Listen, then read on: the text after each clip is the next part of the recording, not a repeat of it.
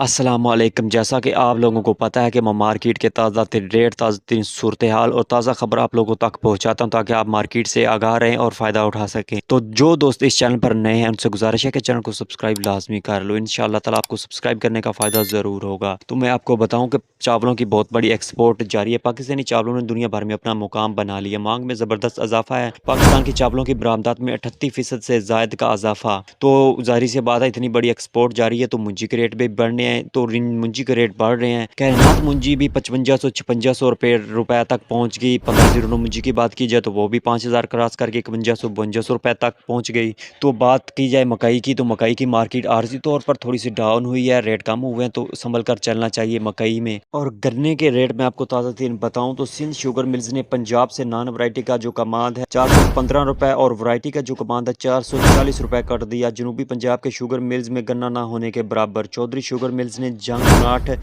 का रेट 350 रुपये फ़ी मन, जबकि इत्फाक शुगर मिल्स ने जंग 8 का 365 रुपये फ़ी कर दिया रेट। तो मुंजी के रेट में आपको बताऊं तो मुंजी कैनात अच्छा हाथ वाला माल 4700 रुपये से लेकर 5300 रुपये तक साफ़ सुथरा माल। और मुंजी 1509-1692 की बात की जाए तो 4200 रुपये से लेकर 4500 रुपये तक नॉर्मल माल। और अच्छा हाथ वाला साफ़ माल 4700 रुपये से लेकर 4900 रुपये 5000 रुपये तक भी इसका ताज़ा तरीन रेट पहुँच गया।